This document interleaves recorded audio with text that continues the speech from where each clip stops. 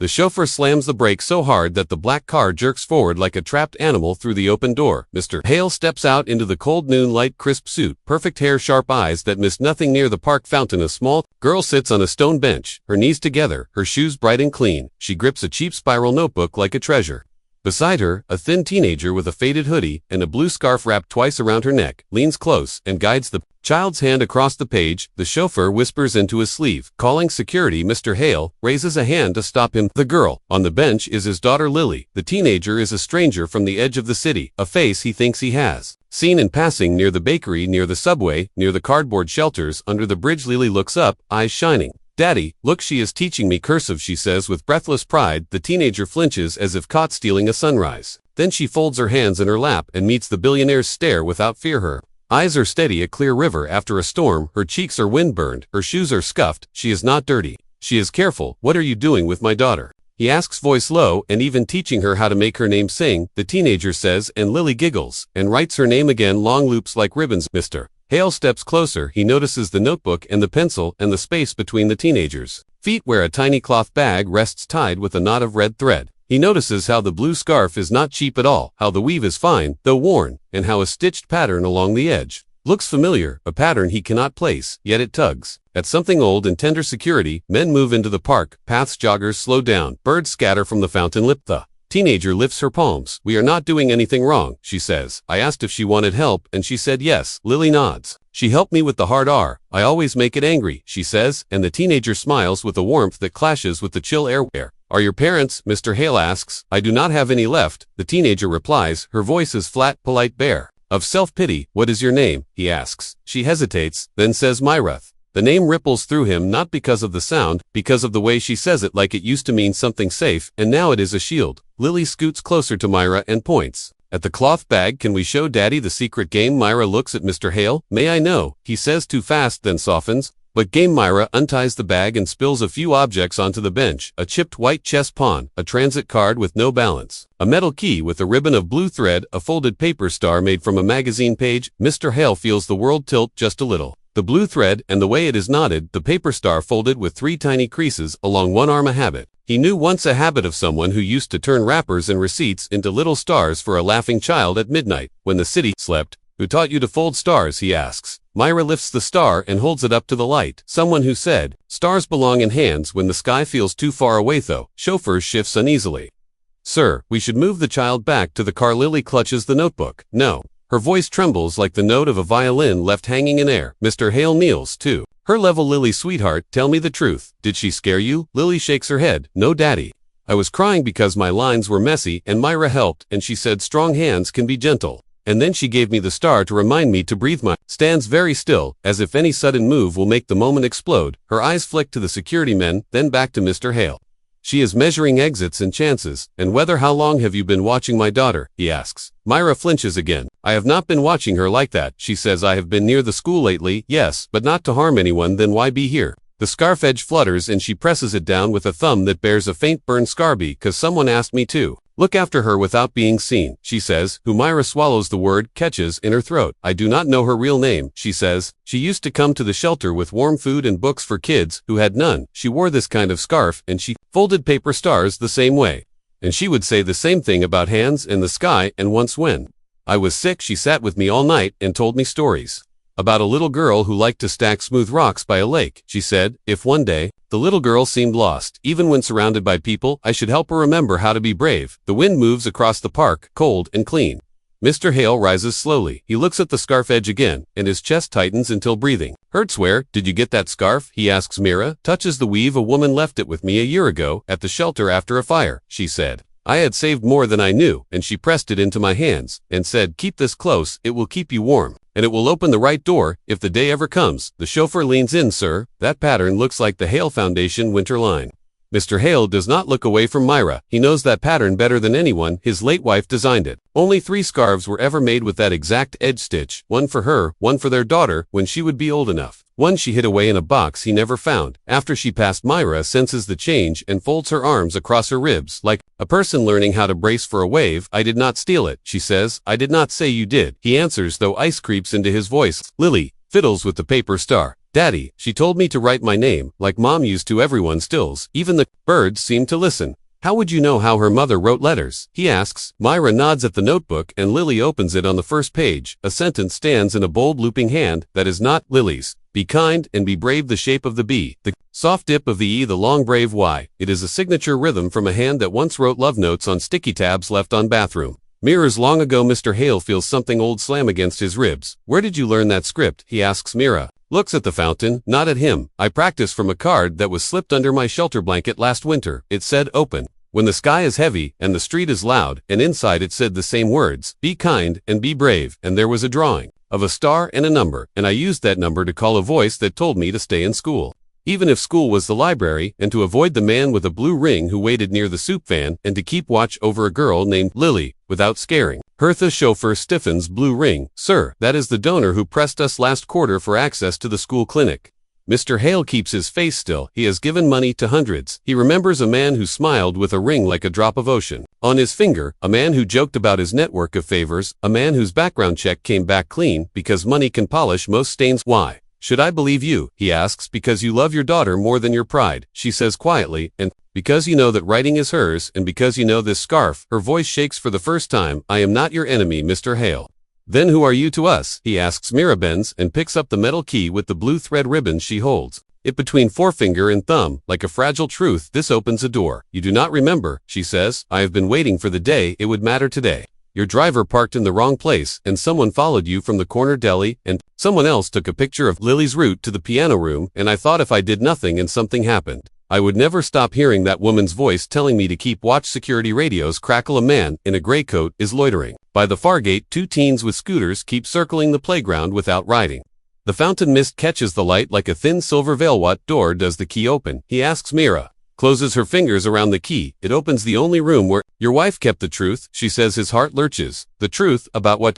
About why she visited the shelter without telling you, and why she folded stars for strangers, and why she gave me this scarf, and why Lily should never leave the school with anyone wearing a blue ring, even if that person says your name. Lily stares at Mira with wide earnest eyes. Is Mom alive?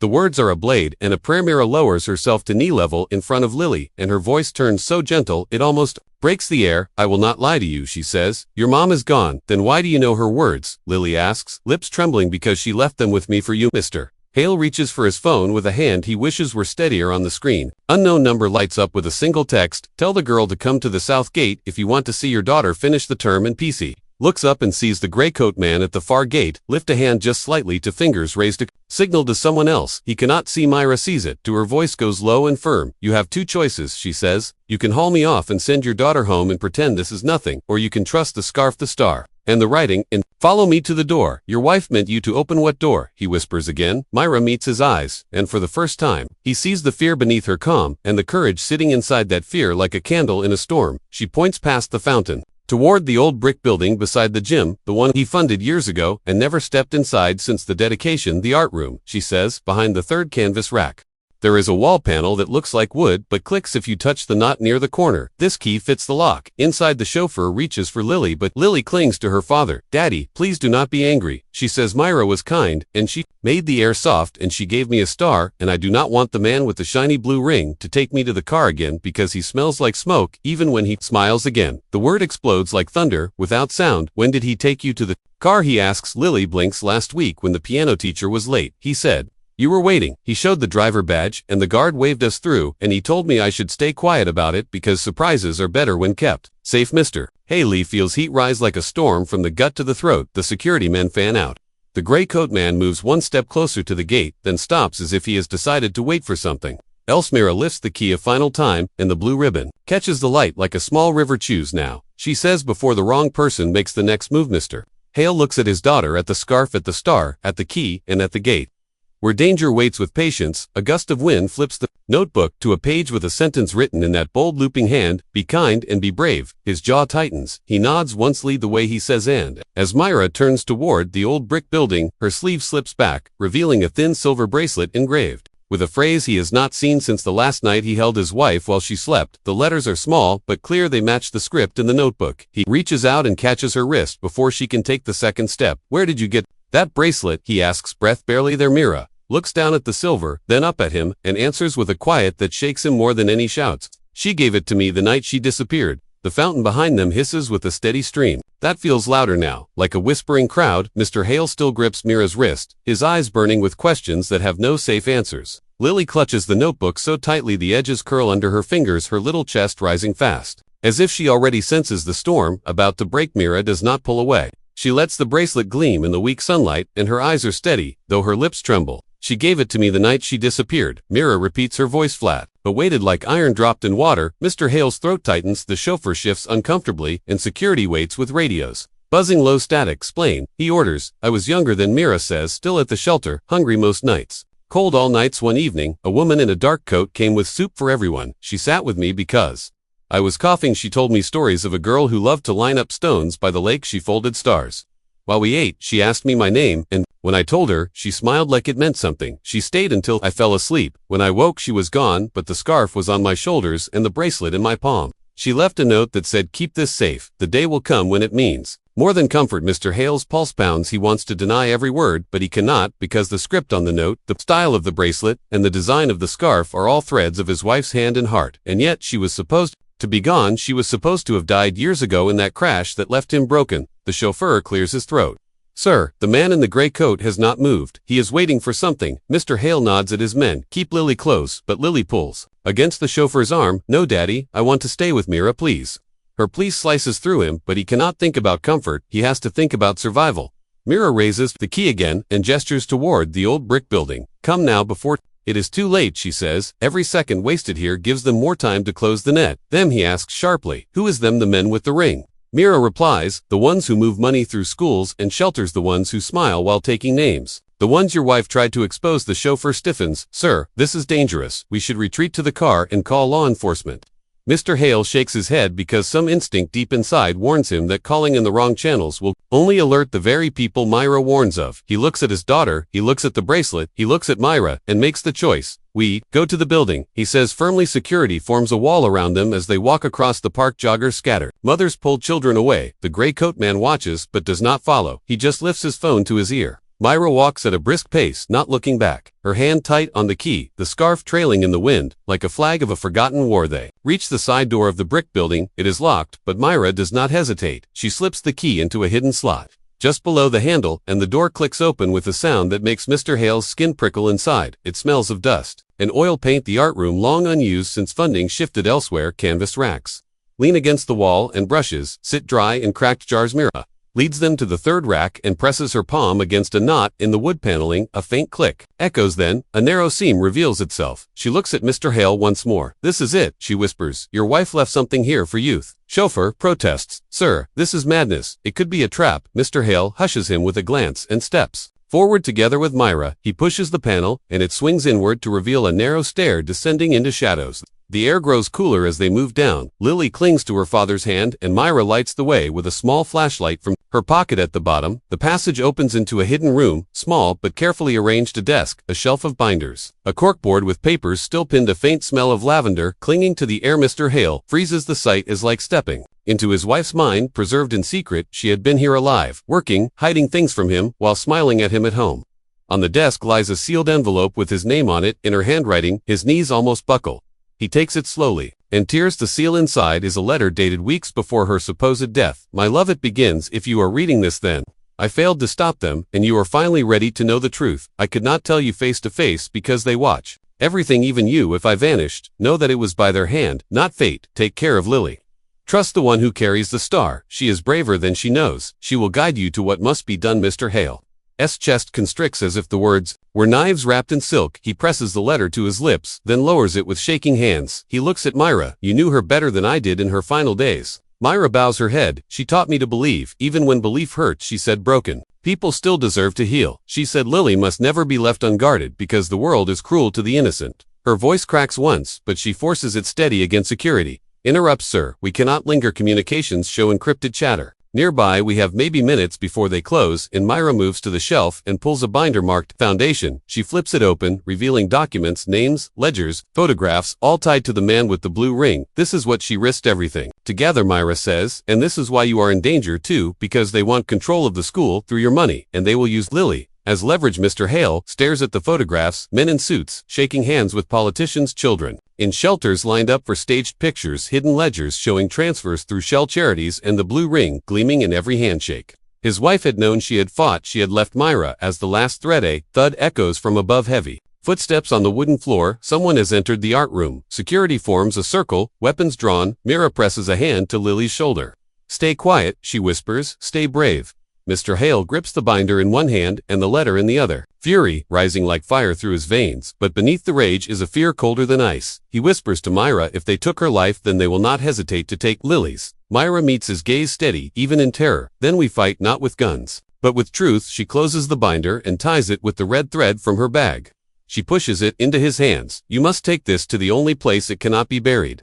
"Where is that?" he asks. She answers softly, "The courthouse at dawn with cameras already waiting." The footsteps above grow louder. Dust trickles from the ceiling. Voices bark orders. "They found us," the chauffeur hisses. Mr. Hale gathers Lily in his arms and signals his men. "Prepare to move." Myra steps beside him, scarf lifted, key in hand, star tucked into Lily's pocket like a promise. Her face is pale, but her eyes burn when the panel above bursts open and shadows fall into the hidden stair. She is the first to step forward, shielding the child with her own body, as if she has nothing left to lose but one last chance to honor a woman who trusted her with everything. The first man down the stairs wears a gray coat, and on his finger a ring that shines like deep water in moonlight tanned. The part ends there with the question of whether truth can survive the weight of power, or whether it will be drowned again before daylight. The man in the gray coat steps slowly into the hidden stair, his blue ring glinting under the weak beam of Myra's flashlight. His presence fills the narrow air like smoke, choking everything soft behind him. More shadows press forward. Boots scrape stone, radios crackle, orders barked.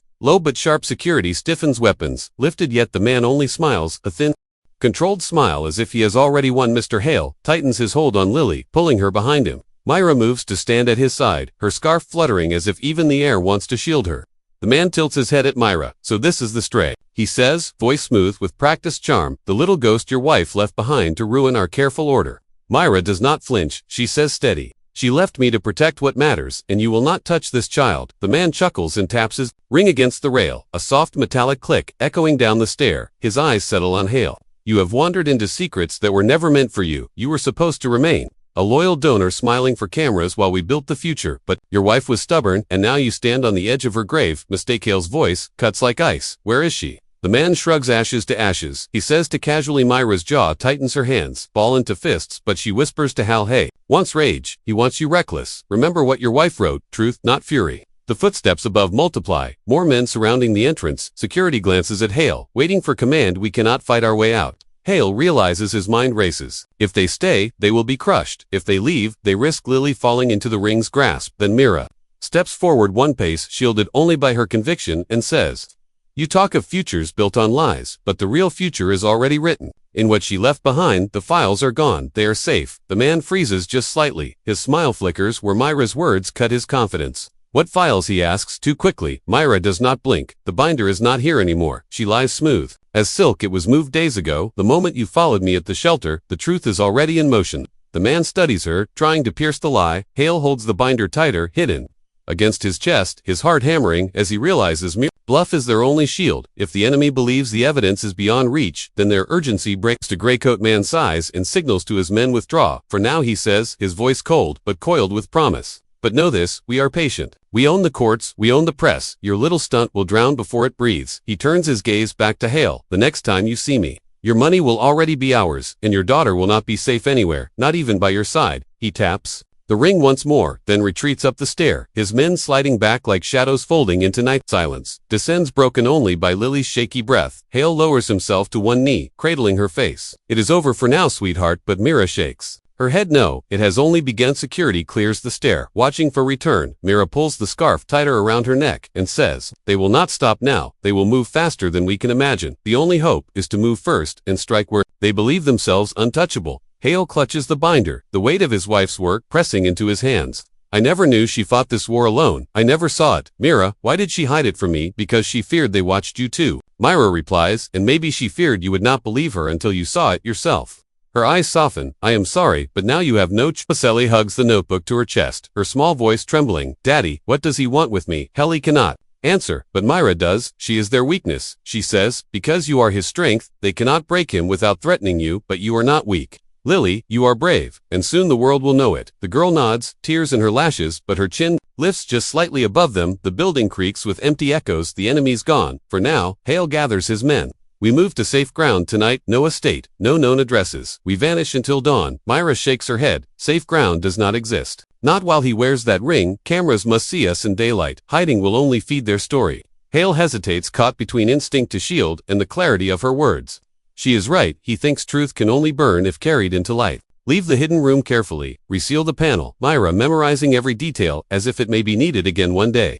The night air is sharp when they emerge, the park nearly deserted, only the whisper of wind in the fountain. A black van waits not. Hale's butt, his security's backup plan. They slip inside and drive through the dark city streets, windows tinted roots, twisting to lose any inside. The van. Lily leans against Myra, drowsy but clutching the paper star. Hale watches them both. The bond forming between them, undeniable, something he cannot yet explain, but feels written by his wife's unseen hand. He opens the binder again, flipping pages filled with evidence enough to bring down empires yet dangerous enough to bury them forever if handled wrong. He asks Myra, where do we go first? She answers, the courthouse will not be enough alone. They will silence judges. They will twist cameras. You need allies who cannot be bought. And who is that? He asks. Myra looks out the window. At the glowing skyline, the people. She says the only power greater than theirs is the crowd. If the crowd sees the truth live, it cannot be buried again. Chauffeur driving says, sir, there is one place to stage such a reveal, the Memorial Square. At dawn, it streams globally. Daily prayers, candles, tourists, cameras already in place. If we bring the truth there, it will spread before they can stop it. Hale nods, resolve hardening, then so be it. But Myra's hand tightens on the scarf. One warning. She says if you step into the square, there is no return. They will hunt until you fall. But maybe that is what she wanted. She wanted you to choose between silence and fire. Hale looks at Lily, who has fallen asleep, head resting on Myra's shoulder. Small and innocent, yet holding the star that connects them all. I choose fire, he whispers. The van speeds into night. Neon signs flashing past, streets bending like rivers, and in the distance the Memorial Square waits like a stage, prepared for judgment. As the clock ticks, Myra senses something else lurking, something even the binder does not hold, because in the last pages of the files, there is a note scrawled, not by his wife, but by another hand, a warning Myra has not shown yet because she fears what it means. It says simply, the traitor is closest. She closes the binder silently, and prays dawn will not reveal a betrayal that burns deeper than the blue ring itself.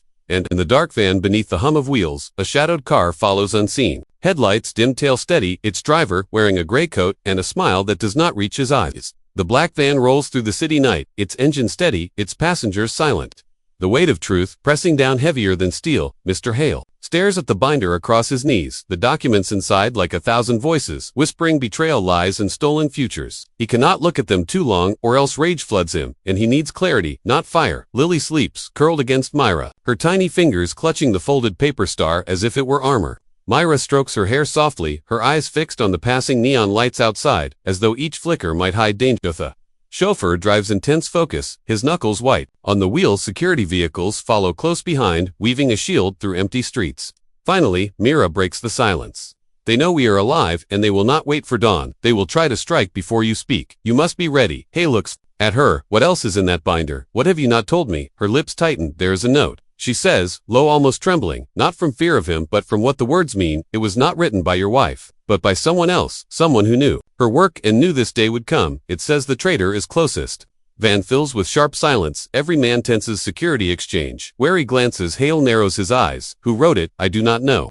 Myra admits, but the handwriting is firm, clear. Intentional. Someone wanted to warn her, or warn us. The chauffeur mutters, sir, this could mean anything. Enemies plant doubt to fracture us from within. Myra meets his eyes, steady, but it could also mean one of us is not who we think. Hale feels the cold crawl of suspicion. He wants to trust his circle, but he has built empires on contracts and numbers, not on hearts. He knows loyalty can be bought or bent. For now, we assume nothing, he says firmly. We move forward with the plan. They continue through the night until the van slows near a small safe house on the edge of the old district, a brick building owned quietly under another name.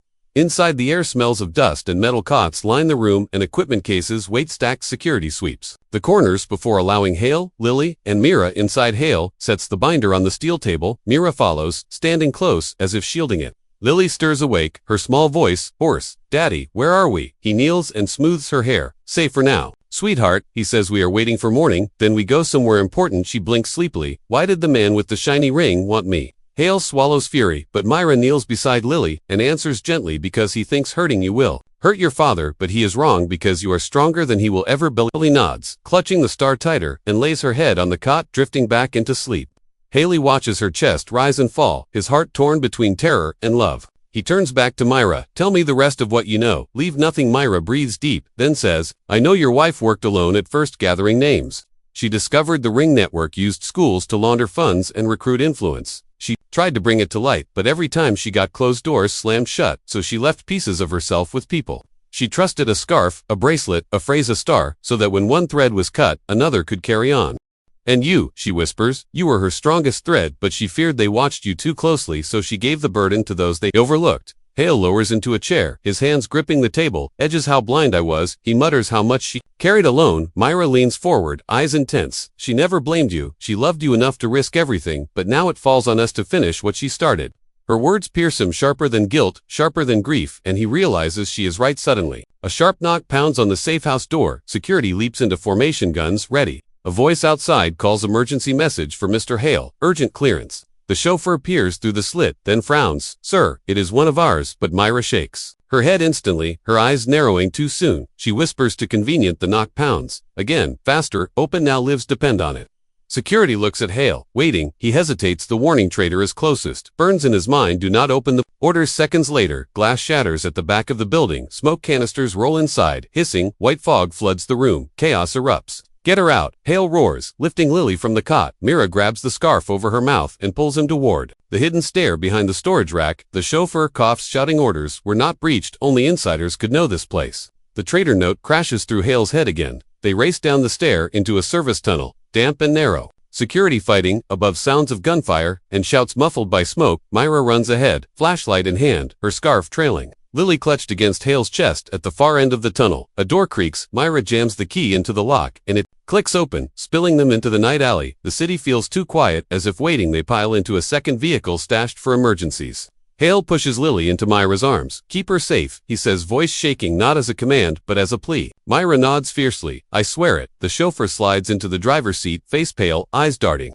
Sir, the square is 6 hours away. If we take direct routes, they will intercept. Then we do not take direct. Hal replies, find the longest shadow path. Car speeds off, Myra rocking Lily softly, the binder wedged between her knees. For a moment silence wraps them, only the hum of wheels and the heartbeat of fear. Then Myra whispers to Hale, you know what this means. The traitor is in your circle, or mine, may be both. Hale clenches his jaw. He will reveal himself when he grows desperate, and if he already has, Myra asks. He glances at her, the memory of shattered glass still in his ears. If he already has, then we are alive only because he wants us to carry something farther for him. She stiffens. You mean we are bait? Yes. Hale admits, or worse, we are messengers, carrying proof for him to seize once we risk everything. The car weaves through bridges and empty streets until the first blush of dawn grays the horizon. Lily stirs, opening her eyes at the light. She whispers, Daddy, is it morning? Almost, sweetheart, almost. He kisses her hair, his resolve turning solid steel by the time the sun fully reaches. The memorial square looms closer. Mira grips the binder tighter, her stomach heavy with dread. She remembers her wife's words to her, be kind and be brave, and wonders if bravery now means stepping into light or into fire. Hale sees the square already filling with early crowds, candles glowing. At the base of the monument, cameras perched like silent vultures, the perfect stage. He leans close to Myra, whispering, if the traitor is closest, then the moment we step out, we will know. And as the car slows, at the edge of the square, a shadowed figure leans casually against the barricade. It is the man with the blue ring, his smile cold, his gaze locked directly on them, as if he had known every turn of their path.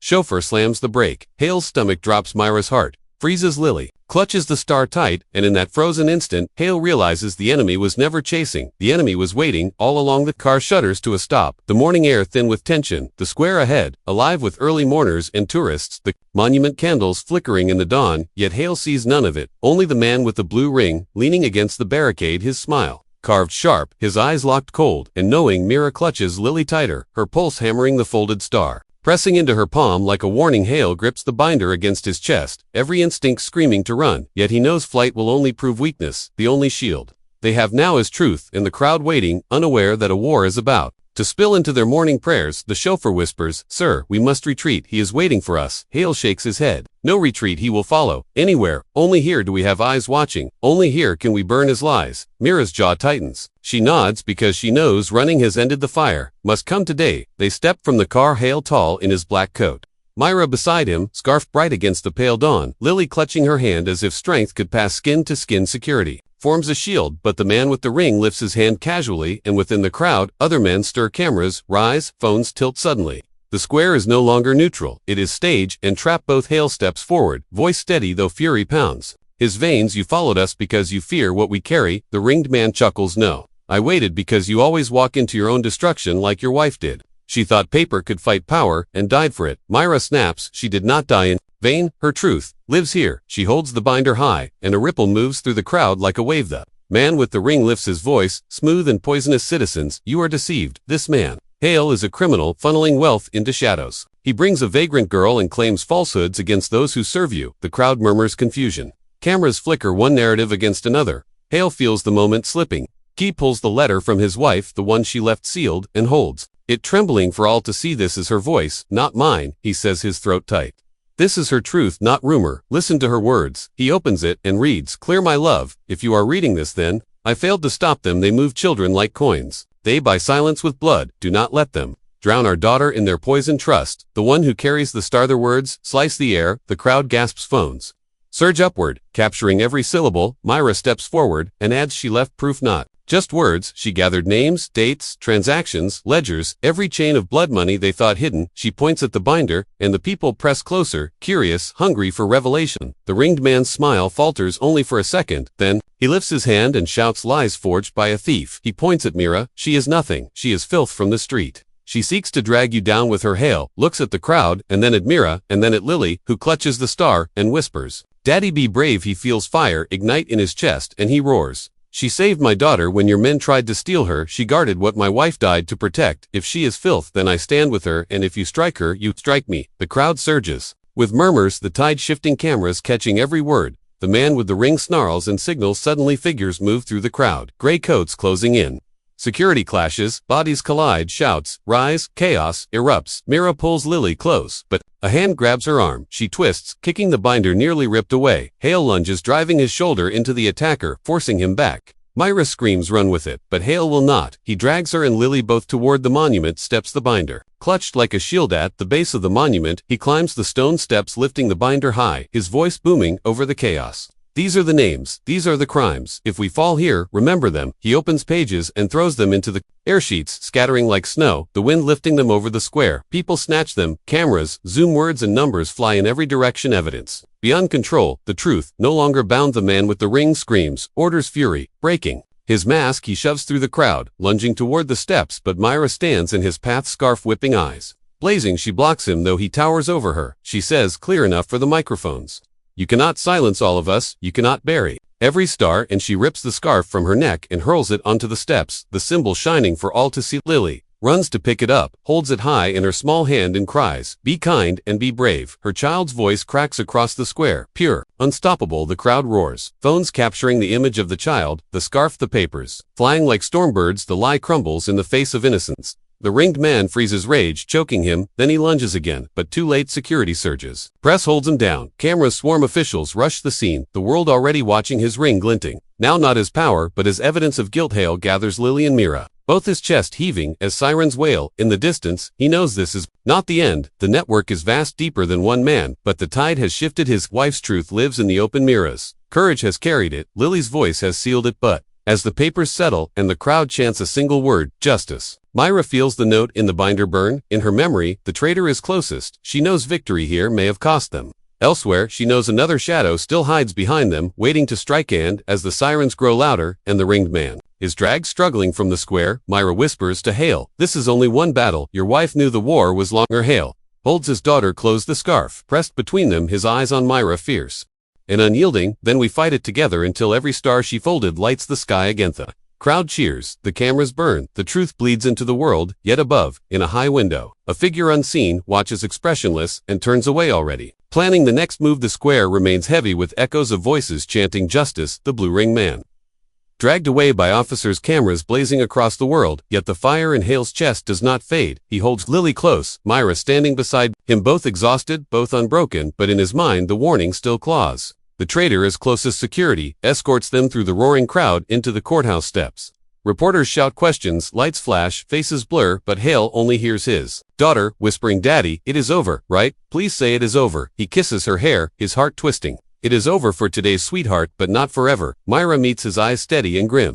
She is right, this was one head of the serpent. We're inside the courthouse. A judge awaits stern, but trembling with the weight of the cameras. Hale places the binder on the desk, every page, now evidence, every sheet, a blade against the hidden network. Myra testifies, her voice raw but unwavering. About the shelter, the scarf, the nights of watching from the shadows. Hale reads the letter again, his wife's words filling the chamber, her spirit alive in ink. Lily sits quietly clutching the star, her presence stronger than any speech. The judge accepts the binder. Under the gaze of millions, no power can bury it. Now live feeds blaze worldwide, already spreading names and numbers beyond control. Hale feels a moment of triumph, yet beneath it, unease. The note echoing, "Traitor is closest, who betrayed the safe house, who guided the enemy at every turn." Hours pass, statements given, evidence secured. The square empties into murmurs of hope. Hale sits alone at last in a quiet chamber. Mira nearby, Lily asleep on a bench, wrapped in the scarf. The world outside celebrating the fall of one man, while deeper shadows still wait. Mira breaks the silence softly.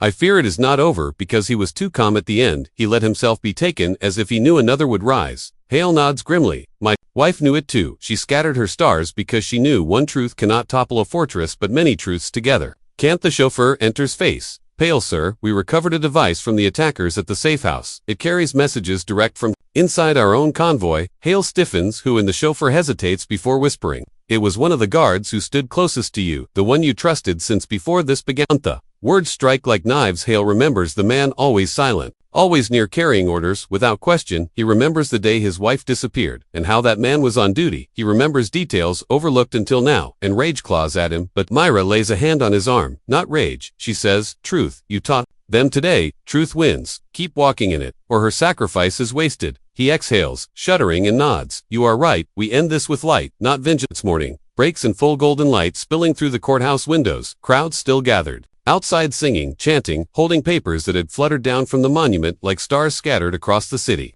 Hale steps onto the balcony holding Lily's hand. Mira beside him, microphones hum. Silence falls over the people. He speaks, voice steady, clear. "For years, I gave money to men who claimed to serve, but served only themselves. Today, I begin a new path, not as their ally, but as their enemy. With my daughter as witness, with the courage of those they called nothing, we will rebuild with honesty." The crowd roars. Mira raises the scarf high. Lily lifts the paper star, and the chant rises. "Be kind and be brave." That night, when quiet finally returns, Hale sits by his daughter as she sleeps. He folds a paper star with trembling hands. His wife's way, not perfect, but close. He places it by Lily's pillow. Myra watches from the doorway, her eyes soft, her voice hushed.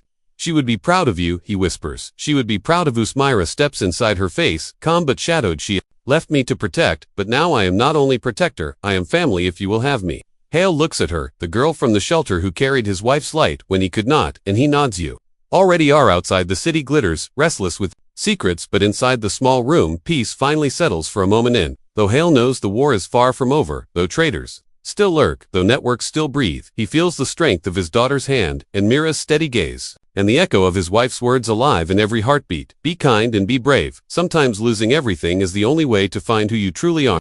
Hale understands now that even in the darkest streets, one star can light the sky enough for others to follow the end.